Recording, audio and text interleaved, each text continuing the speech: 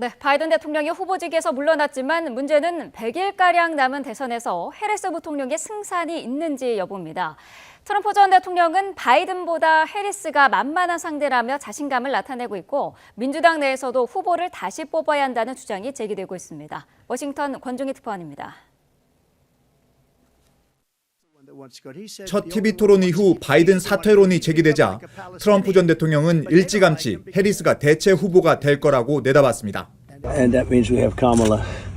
I think she's going to be better. She's so bad. She's so pathetic. 공화당 전당대회가 한창일 때도 후보 교체에 대비하며 이미 해리스를 겨냥한 TV 광고와 자료를 준비했습니다. 특히 경박해 보이는 해리스의 웃는 모습에 초점을 맞추며 대통령에 어울리는 품격이 없다는 점을 집중 공격하고 있습니다.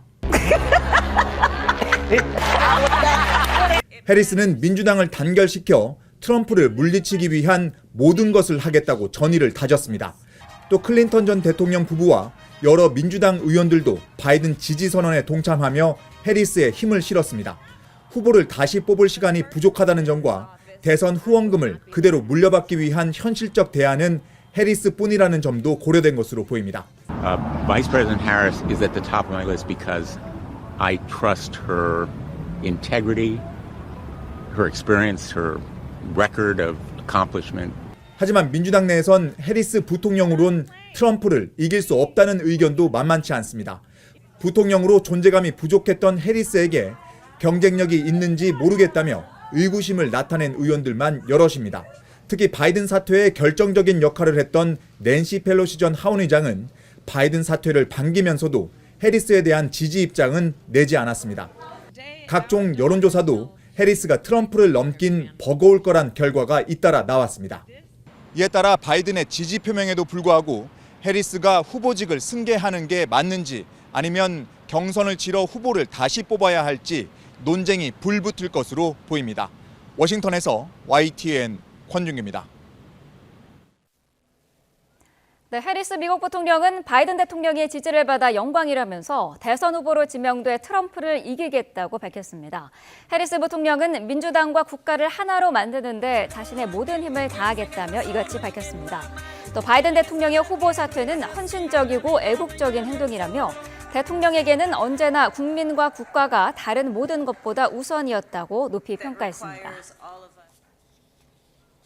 네, 조 바이든 미국 대통령 선거 100여일을 앞두고 후보에서 전격 사퇴하면서 후임으로 해리스 부통령을 지목했죠. 바통을 이어받아 오는 11월 유력 대선 주자로 나설지 주목이 되는데요. 카멜라 해리스 부통령 어떤 인물인지 자세히 알아보겠습니다. 해리스 부통령은 출생 이력에서부터 여러 상징적 의미로 조명받아왔습니다. 부통령으로서는 미국 처음으로 흑인 여성이자 또 아시아계 정치인이죠. 해리스 부통령은 캘리포니아주 오클랜드에서 두 이민자 출신으로부터 태어났습니다.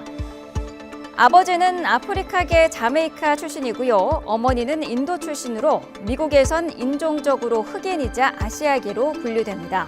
특히 백인이 대부분인 커뮤니티에서 자라면서 해리스 부통령은 어린 시절 정체성의 혼란을 많이 겪은 것으로 전해져 왔습니다. 진로도 가족과 비슷한 길을 걸었는데요. 아버지는 스탠퍼드 대학에서 경제학 교수를, 외조부는 인도에서 국무장관격의 직책인 고위 관료를 역임한 바 있습니다. 해리스 부통령도 워싱턴 DC 흑인 명문대학인 하워드대에서 정치학과 경제학을 전공했습니다.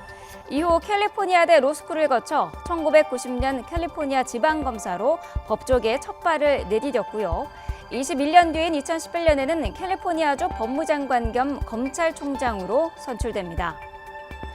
중앙 정치 무대에 처음 오른 건 2017년입니다. 캘리포니아주 상원의원에 선출됐는데요. 연방 상원의원은 흑인 여성으로서도 처음 있었던 사례였습니다. 2020년엔 55세의 나이에 바이든 전 대통령 러닝메이트로 부통령에 낙점되면서 대중들의 주목을 받았습니다. 미 최초 흑인이자 여성, 아시아계라는 여러 상징적인 타이틀을 가진 해리스 부통령. 미국 유권자들 사이에서는 여자 오바마라는 별칭도 있습니다. 민주당 내 합의를 거쳐야겠지만 해리스 부통령이 실제 대선 후보가 돼서 대권을 거머쥐게 된다면 첫 흑인 여성 대통령이 될 전망입니다.